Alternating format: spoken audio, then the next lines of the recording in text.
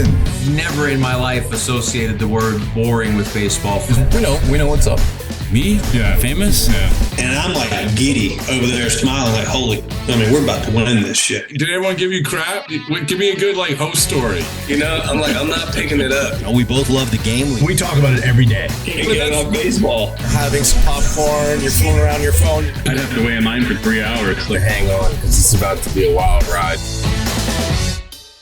Pitch and Moan, episode 6. I am your host, Courtney Finnicum, and I have a very special guest today. I'm usually with my guy, Johnny Gomes, but today I am with the Angels Broadcaster Wayne Randazzo. Again, he's been my guest before. We always love to have him. Wayne, how are you? How's it going? I'm great. How are you? Doing well. Sitting here in Chicago. It's a beautiful August day. No complaints. You're in LA. It is August. It's August. It's mid-August. It's not just August. It's mid-August. Yes. I mean, we're moving along here. You know, you survived an earthquake yesterday. I mean, come on. Us as Chicagoans, man. I mean, we're not used to that. That must have been quite the scene for you. It's a harrowing experience to be in an earthquake. I don't know how these Californians done this for so long. I think it's just the uncertainty of maybe this is the big one. I don't know. I mean, how do you know? Right. How do you know? Exactly. Now, this is the second one that you've been through, right? You went through a little small one at Angels Stadium, and this was a decently significant one, right? The first one was just a little growler. This was a bit of a rumbler, I would say. Okay. How long did it last, would you say, give or take? 20 seconds, I would say. Okay. Well, no breakage. Place is good. No issues. Nothing came off the walls or anything.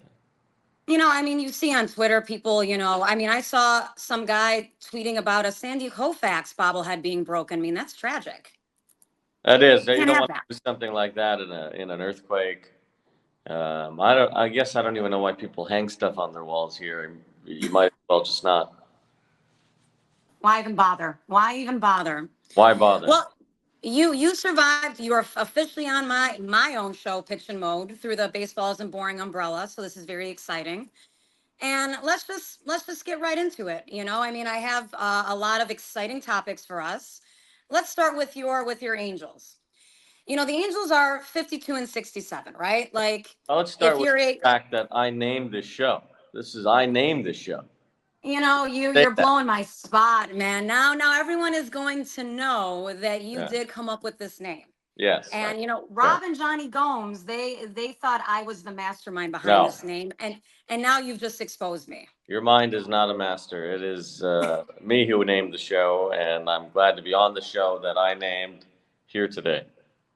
Yes, and the truth is you did name the show. I can now publicly say it. You did name the show. I give you a lot of credit. Thank you. I have gotten a ton of great feedback on this name alone. So you are the mastermind behind this. Congrats. So you're back. You're here. Yes. Well, now let's do some Angels baseball here, because the Angels, I feel, need to be talked about a little bit more than they have been. If you're a casual baseball fan and you're scanning, the stats every day, you're scanning the divisions, you see their record at 52-67. You're like, okay, whatever. But we both know that there has been a lot of progress being made with this team this year. And, we'll get into what, Ron Washington's influence has been. But really, I think, to me, watching a lot of Angels baseball has been exciting to see the progress of this young core. The Nolan Shonewalls, the Zach Nettos, certainly Logan O'Hoppe. There have been guys that have really stepped up, that have given Angel fans really something to hang their hat on finally. So what to you has been a really big shining moment in this Angel season so far?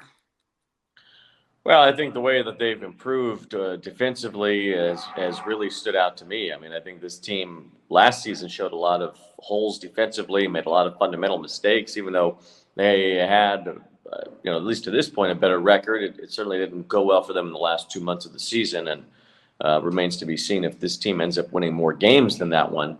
But I think just where they were defensively to where they are now, I think Zach Neto has turned into a Gold Glove caliber shortstop. at his position, where he's improved dramatically since the beginning of the season. He was already a pretty good defender, but I think now we're seeing a lot of comfort in him making all the routine plays and some of the spectacular ones as well. I think Zach's really not only improved himself defensively, but he's become an offensive threat. He's a guy who's hit 17 home runs and over 20 stolen bases, has over 20 doubles this year.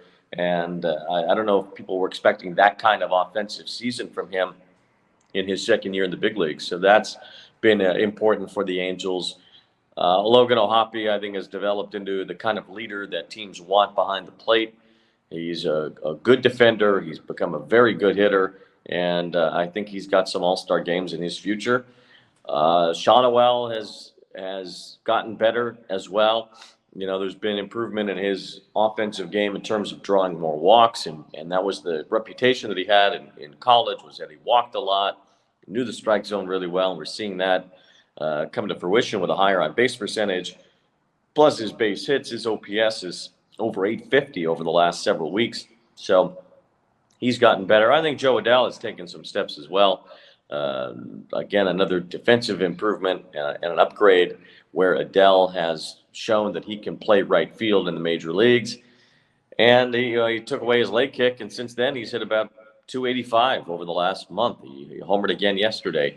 He leads the team in home runs for the season. So there's a lot of things where the Angels can say that their young players have taken steps forward. I think they've been held back some by their veteran players this year in terms of where they are in the standings. And their starting pitching has not made the same growth that the offensive player, the position players have, outside of Jose Soriano, who I think has taken some steps forward this year as a starting pitcher. So there's a lot of work for them to do to be a contending team, but pieces are starting to be in place, and I think that's one positive they can take away from this year. And I completely agree with you. And, I look at someone like a Logan O'Hoppe, who really could have easily been an all-star this year. I mean, easily. Could have been an all-star this year. 16 home runs, 46 RBIs. And the thing that sticks out to me about him is that he plays every day, pretty much. I mean, that is a guy who is out there every single day, catching, one of the hardest positions in the field, and really has taken that team on his back, it seems, as being the leader of that clubhouse, certainly since Mike Trout has been injured again. So do you feel a guy like a Logan O'Hoppe is, with Mike Trout being once again out for the year, has really stepped up as the leader in that clubhouse? Well, I think he's a leader on the field. I think him and Neto have formed a good friendship and partnership, and I think that they together, it's hard to say these young players are leaders, but I think that in some ways they're becoming that and learning how to be that. I still think, as I said, the veteran players on this team, they were hoping for a lot more from some of these guys and to fulfill some of that leadership role. Certainly Trout does as much as he can while being out. But as far as on the field, we haven't seen Mike since the beginning of May. And, Anthony Rendon's been in and out again. Brandon Drury's had a really tough year. I think if those guys had performed at a level where the Angels were expecting them to perform, that you would have seen this team win a lot more games and possibly even be within a handful of first place in the American League West, which is, even though Houston and Seattle played better over the last week, neither team has really put up the kind of season that they were expecting, and they've barely been above 500 at times themselves. So it was a winnable division. It just was, from an Angels standpoint, just not a team that was ready to make that move.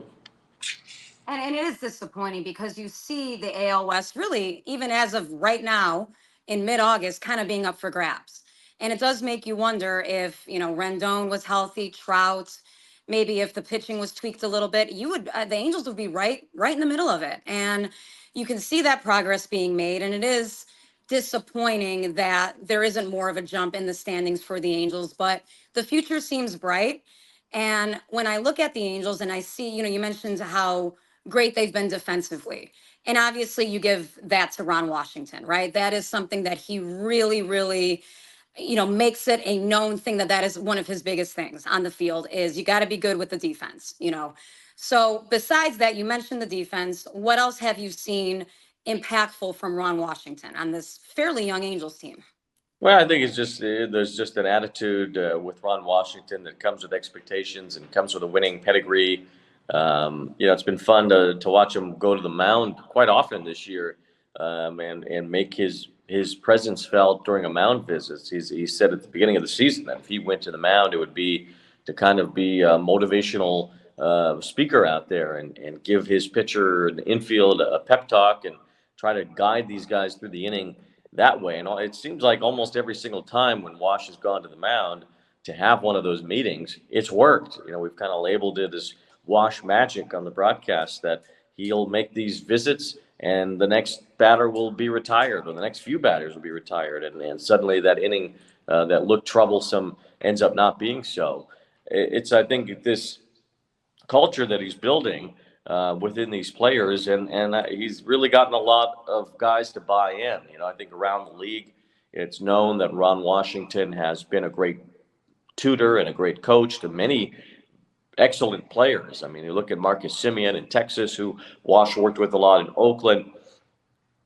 Certainly the entire Atlanta infield at the time when he was there with Freddie Freeman and Ozzie Albies and Dansby Swanson and Austin Riley all have the same things to say about Wash. I mean, you go back even further, Eric Chavez gave his Gold Glove Award to Ron Washington. So when you have that kind of past, I think it's easier for players to buy in. I think these players have, and now they just need more talent. I think they've got a young second baseman that I think we're going to see soon, even though he was just drafted. But Christian Moore has worn out the minor leagues so far in his first few weeks in pro ball. And with the Angels' way that they've done things as far as calling up young players to get to the big leagues as quickly as possible, I wouldn't be surprised to see more sooner than later. And again, a guy who has a good bat, but is supposed to be something of a person that needs some work defensively. And it's the perfect situation for him to walk into with Ron Washington to improve defensively before this season is even over, so that he can come back into spring training next year and be ready to contribute to this team that probably will look a little different. We'll see what they do for the offseason, what their approach is as far as making the roster stronger and deeper. And if they can do that, maybe they can surprise some people next season. And to that point, there was a lot of rumblings about what the Angels were going to do at the deadline. They certainly had some pieces to move if they chose to do that. Tyler Anderson comes to mind right away. He was an all-star this year. He's had a very good year. It seems to me like the Angels do plan on competing next year. That is what their mindset is with this young core, not making the obvious trades, really sort of building around this young core, it seems like. What do they need to do next year to finally compete in this AL West? Well, I think the only obvious trades were the ones they did make. I think Carlos Estevez as an impending free agent and Luis Garcia were guys that moved. Luis Rengifo had a wrist injury that has flared up to the point where he's needed surgery. I think that scared some teams away. Anderson, I'm not sure why there wasn't more interest in him. I think you would think with what he's done in 2 of the last 3 seasons and how gritty he is on the mound, he'd be a good fit for a playoff team. But he's also inexpensive in terms of starting pitching. So if he's on the books for next year for the Angels at a fairly good rate compared to the market rate for starting pitchers, I think that's still a win for the Angels on that side. And there was some thought about Taylor Ward, but Taylor Ward's had a really uneven season and has had a lot of ups and downs coming back from getting hit in the face last year. And he really hasn't had a consistently good year. So I don't know that there were any other obvious trades to make. And I don't know that it's a signal that they're going to spend money next year. They do have some pieces in place. There's some glaring needs. I think if Trout is not going to be the everyday center fielder, then you need one. Or you need somebody. You can move Adele, but you need an everyday right fielder. So I think they need one more outfielder, and I think they need to be really serious about their starting pitching, improving for next year.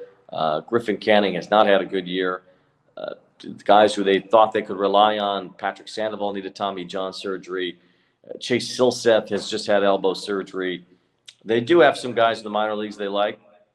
Maybe you give them a look too, but I think you really need at least one impactful veteran starting pitcher. If they're going to spend any money in the offseason, that would be the 2 things I would say: a starting outfielder and an impactful starting pitcher. And that certainly makes sense. Now, you mentioned Christian Moore, who's been tearing up the minor leagues very early on. When can Angels fans anticipate seeing Kane and Dana finally up? We talk about pitching. He seems to be moving up the ranks quickly. Yeah, I think it's a little different with the pitchers. In Christian Moore's case, I think it's going to be soon, probably this year. I think in Cade and Dana's case, and he's had a great year at Double-A, I don't think there's any reason to rush that. I think that the Angels have called up their position players quickly. They haven't necessarily called up their pitchers quickly. I think Dana needs to just get through the season at Double-A and then find his way on to go to a competition next year in spring training for a starting spot in the rotation. I mean, you go into next year, let's say Silseth is ready for spring training. Well, you got Detmers, who shouldn't be guaranteed a spot in the rotation based on this year. Silseth, who shouldn't be guaranteed a spot, and Dana, who I think would then be in competition with guys like that to compete for a spot in the starting rotation. Now, if he has to go to AAA to begin next year, fine. I think when you're developing a young pitcher, you want to make sure that they're ready to go so they can hit the ground running. You don't really want that learning curve like you can get away with in terms of a position player, because they're gonna put in a lot of work. They're gonna learn how to hit at the major league level. They're gonna learn how to defend at the major league level. Pitchers, I think you really would like them to be more polished and more seasoned when they get to the big leagues. So I wouldn't anticipate Dana this year, but wouldn't be totally surprised if he does make a start or two at the end. We've seen them bring in Jack Kohanowitz, who got his first major league win. I think he's going to be in the rotation, they would hope, for the rest of the season. They'd love to get Detmers back up. Detmers just has not performed well at AAA. And, if they can get him a start or two at the end, I think they'd prefer that over Dana at this point. And I can certainly see that, because like you just said, developing a pitcher, that's not something that you want to, be quick to do. So, but there does seem like there's some good young talent on this Angels team, and there is something to be exciting about. And when you have a guy like Ron Washington, to me, that was a great hire by the Angels, and despite his emphasis on the defense and being that voice in the clubhouse, he gives you guys great quotes. I mean, that is a great quote. He's very insightful, very amusing. Big fan of Wash. I think the Angels have a good guy there for sure. Well, he's candid, and I think that he certainly is not afraid to say what's on his mind. There was that moment earlier in the year when he felt very strongly about Luis Guillorme missing a bunt and thought Luis should have been able to get it down. Even the other day, Guillorme had lost a ball. I don't know what happened. It was a line drive that was hit his way with the infield in, and he just didn't see it right, and the ball skidded off his glove and into the outfield, and there was Wash again with a comment about it. And Anthony Rendon had a really good series in Washington D.C., but he had 2 strikeouts in key moments in that series. So Wash is not afraid to say what's on his mind and to make sure that his thoughts come across clearly. And some of it is insightful, some of it is funny, some of it is meant to be pointed at a particular player or a particular situation in a game. And I think his way around the media is certainly well known, but also I think it's helped his career along as well, because he is as affable as he is, and he's really made an impact, I think, on the people that are around him just by the way that he teaches the game, even to people like me or to reporters that are around him on a fairly regular basis. You learn a lot being around Ron Washington. And you can certainly see that with every quote he gives. And to me, these are the major leagues, right? These are Major League Baseball players. That's what they say. That's what they say. And I like that he holds players accountable. I like that even a veteran like an Anthony Rendon, listen, there's an expectation when you get to this level, and he expects guys to match that expectation. And I think that's huge. I mean, there's been managers that have certainly not held guys accountable, especially the veterans. And I feel like Wash does that, and that makes a huge difference, because you know where you stand with him, and there's an expectation. You have to meet that expectation. I respect that. Well, I think that his expectations are that you're going to be, reliable to be out there on the field and perform at the level that they're teaching. When the Angels had Keston Hiura earlier this year, Wash was saying, they'd like to see what he can do offensively, but that he was still surprised by where Keston was defensively, that he just wasn't where the Angels thought he could be, and that for a guy who was already 28, 29 years old and had been in the major leagues for a while, that he was so behind defensively. And Wash said it's not his fault.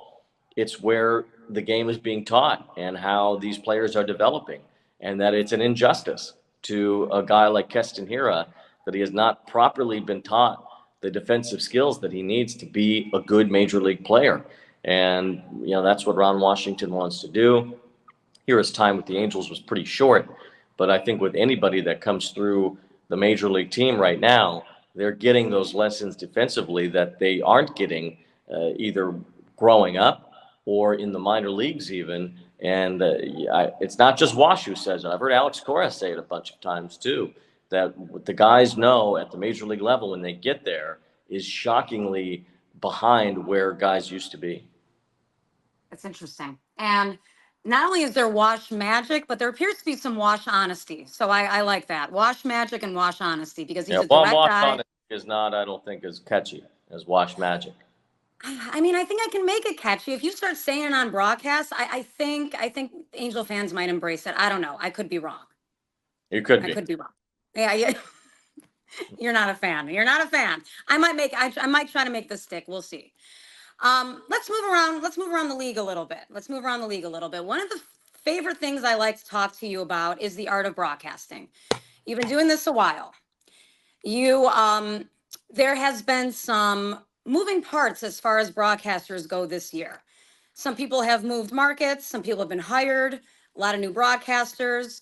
You've now, as a Chicagoan, fellow Chicagoan, by the way, you have gone into two markets. No, you were born in Skokie. And you were born in, well, no, you were born in Chicago. You were born right down the street from me. Yes. I hate when you one up me, you know that. But you went to high school all the way in St. Charles. I mean, that's like, I did. That's far. That's like Iowa. That's like Iowa at this point. It is far. That's pretty far. It's far. It is far. Well, that's a solid hour from either one of us right now. You're a Payton town now, though, St. Charles. Oh, yes. Well, St. Charles is that's the new hot, Naperville and St. Charles. Those are the hot places to live right now. So, not in my world, but, other people's. Naperville's already been pretty high on that list for a while. Well, and St. Charles is creeping up. It's creeping up. Yeah.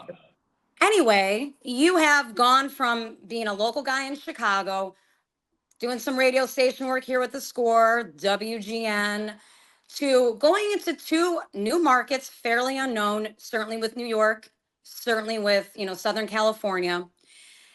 There has been a very polarizing broadcaster in Chicago this year who hasn't really done, in my opinion, a very good job of fitting in and sort of, how do I put it in a very politically correct way? Being professional in a new market, being an unknown guy, coming from a team that has a lot of history, one of the first ever franchises in baseball, third largest market in the country. How do you go about doing this twice now successfully, being an unknown, non-local broadcaster in the market? How do you go about getting your footing and gaining some credibility within that market? Well, I will say, I think that it's easier to do it when you have a team and players that are chasing something good. I think when my first year with the Mets, they went to the World Series.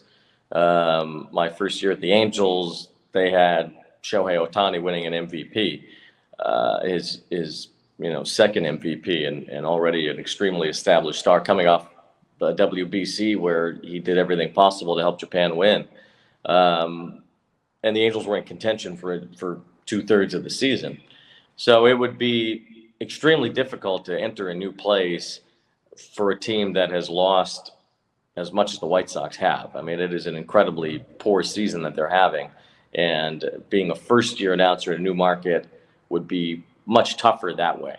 That being said, I think you still want to, if you're a new broadcaster in a new market, you want to, you want to learn the history of the team. I think that's important. Something that I did when I got to New York, and was fortunate to sit with guys who knew the history of the team like they knew their alphabet. Howie Rose and Gary Cohen both had lived the entire history of the Mets. Now, you can't do that with a team like the White Sox, but fortunately, you can do it with a team like the Mets and the Angels. They're roughly the same age. The Angels are a year older than the Mets are. So you have a lot of lived history. You have everything's been recorded. There's no hiding what's happened in these two franchises' histories dating back to the early 1960s. So I was able to go back and create my own kind of database of what has happened to these franchises year by year. Obviously, some years in both teams' cases are the years that are forgettable and not a lot happened. But I think ultimately you want to think about where you are and who you've been as a fan. And I grew up as a Cubs fan, and I know who the players are that are certainly the headliners. Everybody can tell you the headliners the Cubs had over the last 35 years. One of them just got a statue outside Wrigley Field, Ryan Sandberg. But I think also, it's important for a fan who's really into it. They know everybody. I remember Doug DeCenzo just as much as I remember Sandberg. Now that's a name. That is a name. Wow. DeCenzo. That's good. Yes. So I think that you want to know who's important in that regard to the Mets or to the Angels. Who were those players that weren't the headlining stars, but kind of the background guys that were, well known for a certain reason before your time there. And I think that shows that you care about what the fans care about. And I think if you do that, you gain credibility. I remember, speaking of Chicago, I used to talk to Chet Kopic a lot. And Great name. Was, he was an interesting guy. He certainly had his moments where he was a star in his field, and then had moments where, nobody wanted anything to do with him. But, Kopic always said that the first year in a new market is just about gaining credibility. You want people to know that you know what you're talking about. And you want to pronounce all the names right. You want to learn the history. You want to make sure that, and he said, if it was out of market too, if you were talking about a Padres game and you came across some pitcher there and you pronounced it wrong, it hurts your credibility. People are going to think you don't really know the league and you don't really know what's happening outside of your own team, which is also something that I think you want to pay attention to. So there's just a lot of research and reading and just kind of knowing what's what. And I think now at this point, I've been in baseball plenty long enough where I know all the players and know what each one kind of brings to the table. And my knowledge about the entire league is pretty strong at this point. But, my first year, I still, I'd done minor leagues for a while. I was doing Chicago radio. I wasn't as hyper focused on the entire league, as I am now. So it's certainly evolved. But I think if you give yourself a chance to just gain credibility with your audience that first season, it helps make things go smoothly from there. And I also feel, you mentioned this earlier, you grew up a huge baseball fan, huge Cub fan. And correct me if I'm wrong, and I know you will correct me if I'm wrong, but in order to do this well and to have a passion for this, don't you feel like you should be a baseball fan? You should be passionate about the game of baseball. Don't you think that gives an extra layer of your excitement when you do calls, or your, willingness to learn more about the game of baseball, all the nuances? That to me is a big thing too, is understanding the nuances of the game, because there's so many layers to this, as we know. So yes, having, knowing the players from the 1960s from the Mets and the White Sox, that obviously definitely gives you credibility, but also just understanding the game, I think, makes a difference, and appreciating the game and having a passion for the game. Do you agree that being a fan of the actual game you're calling makes a difference? I mean, certainly I think for baseball, because it's such a long season, that it wear on you differently if you weren't passionate about it. And it's hard to quantify levels of passion for each broadcaster and what that means to them. That's something that's a personal thought, and I think that is not really anything I could speak about from anybody else's standpoint but mine. But I think as far as just being able to learn the game, I think you learn a lot as you go. And if you're around people that know the game really well, I think you have those conversations, and you're able to learn things about baseball and how it's played and those nuances from the guys who've been around it forever.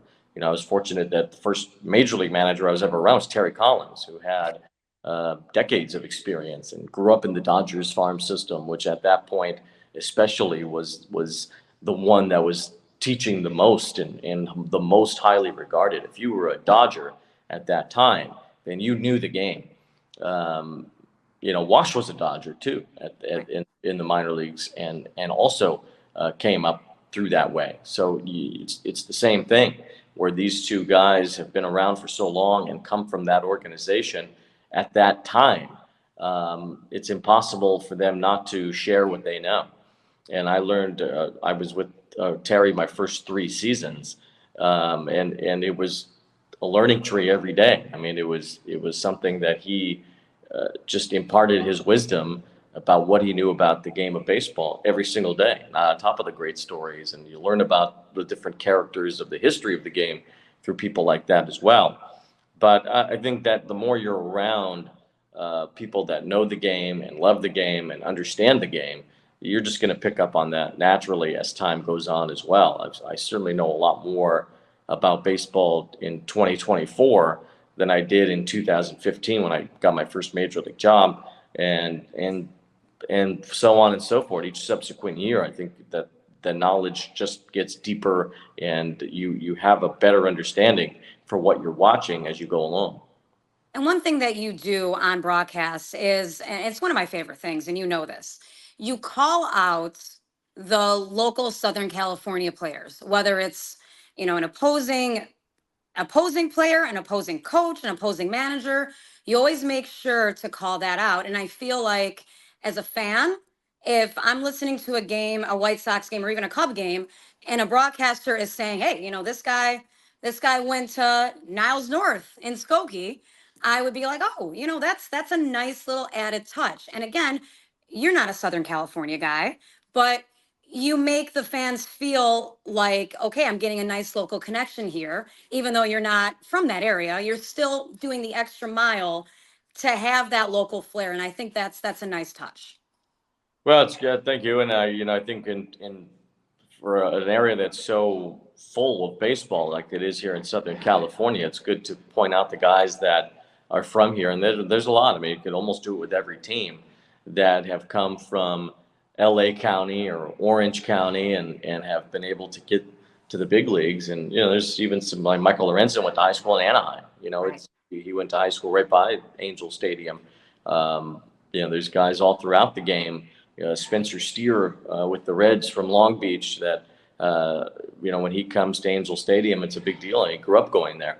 So, certainly there's a lot of Dodger fans, but there are a lot of Angels fans too that grew up in this area playing baseball and that have made it to the major leagues. And it's fun to point that out. Harry Carey, when I was a kid, did that all the time. I mean, he would lose his mind if somebody was from the Chicago, or even from Illinois. I remember Kevin Roberson from the being from Decatur. That's right.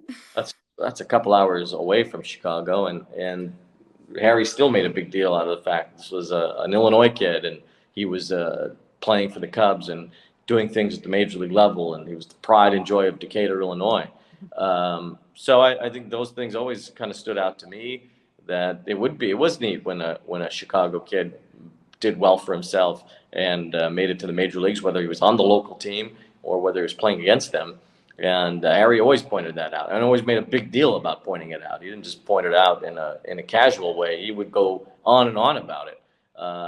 So I think that's a fun way to just tap into who's watching and make them care about other players. You don't just have to care about the guys on your own team. There's plenty of good stories from guys on other teams, and if we can, point that out as we go along and make those connections, especially to a local fan base, and I think it becomes a little bit washed out because there are so many guys from here. You know, it was a little bigger deal when it was a Chicago guy because there weren't as many in the major leagues, but there are a ton from California. But I still think people appreciate in the little towns from, you know, whether you're from Mission Viejo or San Juan Capistrano or some of these towns throughout the area. When you hear your town's name, I think it does add a little extra layer to the broadcast.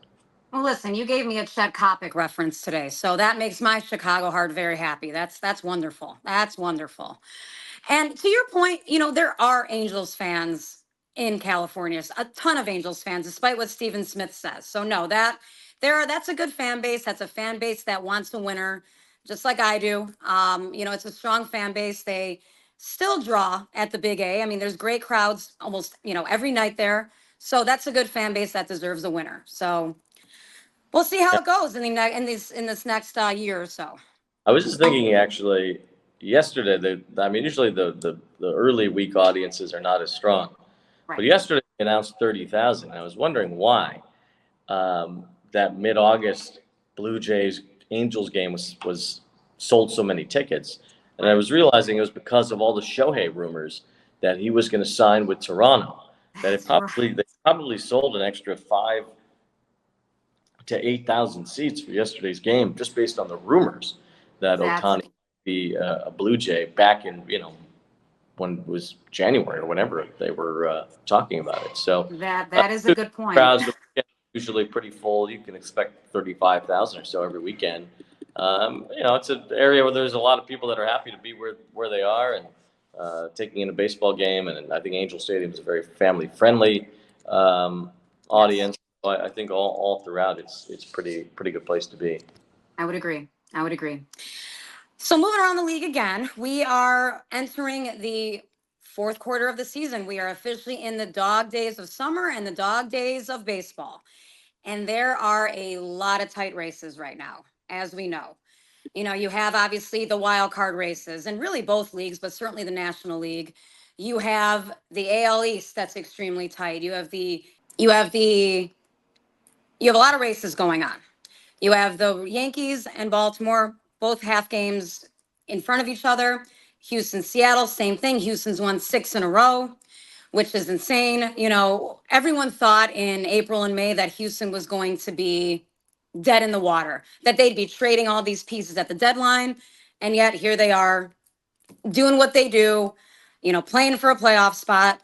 How do you see these races unfolding? Well, I think there's still a lot of baseball to be played here. Several weeks to go. I think it's interesting that there's been so much parity in the league this year.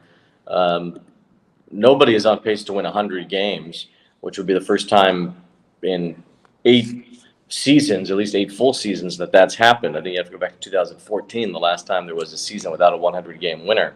Wow. Nobody's on pace to even win 96 games, which has not happened since 1982. So there is a lot of parity in the league, and there are teams that have not been able to stand out over the others quite as much as we normally see. I mean, there have been some years where the Dodgers have won close to 110 games, and now nobody's going to even win 100. It looks like. I mean, that still could happen. Some team could get hot and get there, but there's no great team. I think we have not seen a team that's really revealed itself to be this amazing championship caliber team. I think all of the big contenders, the teams at the very top of the league, all have warts.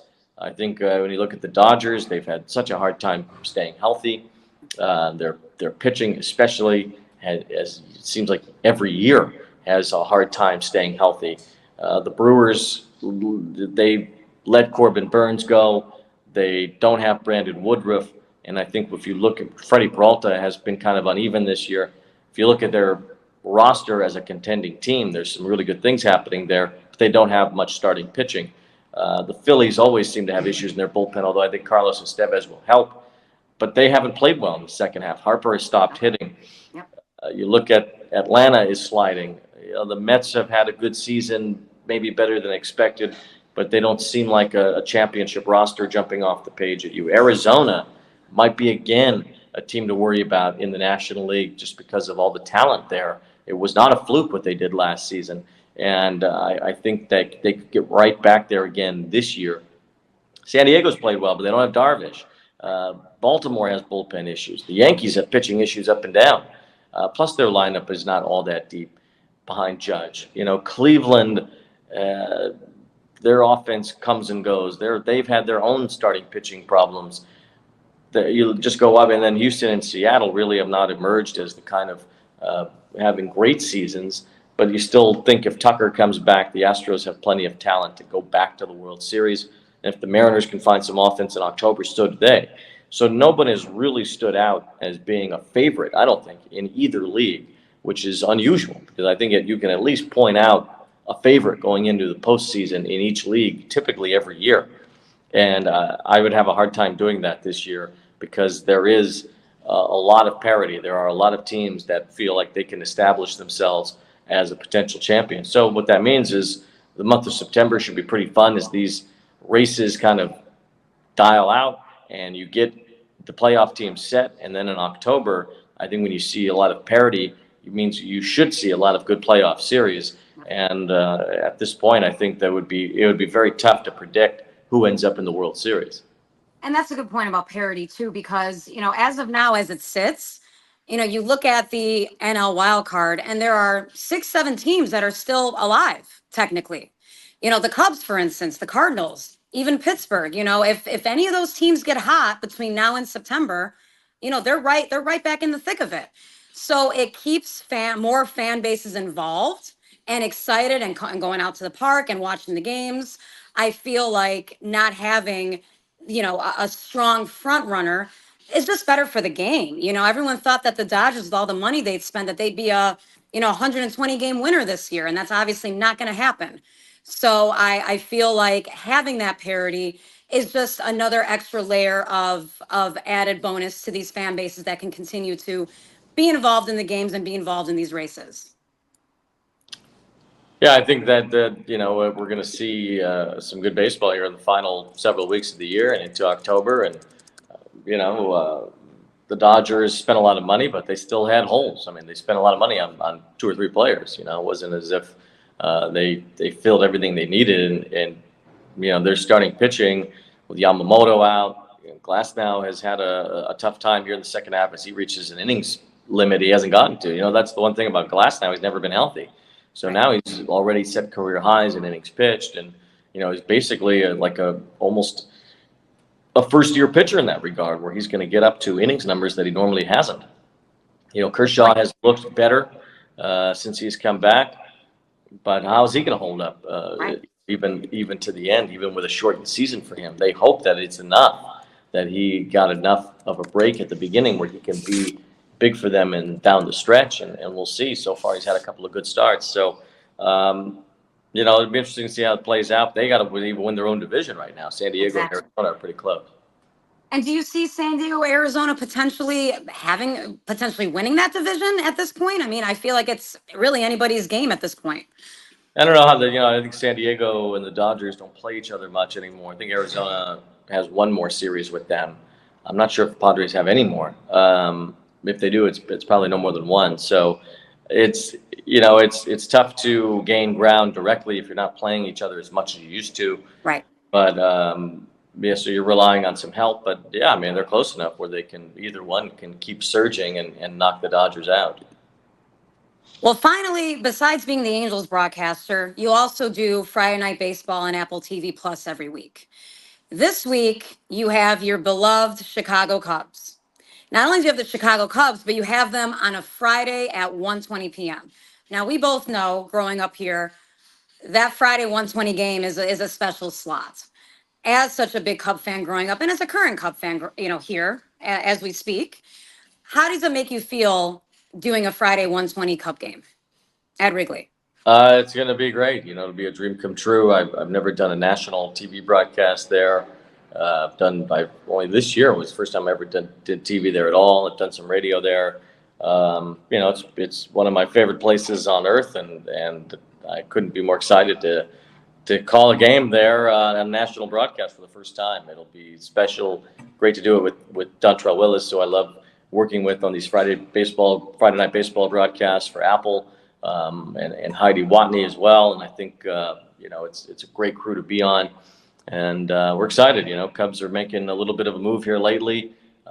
Toronto certainly has a great player in Vladimir Guerrero Jr., and we'll see how that game turns out. Hopefully it's a sunny day at Wrigley, and we can just enjoy being in that ballpark and telling the stories of the Cubs and the Blue Jays for this year, and hopefully we'll see a good game out of it as well.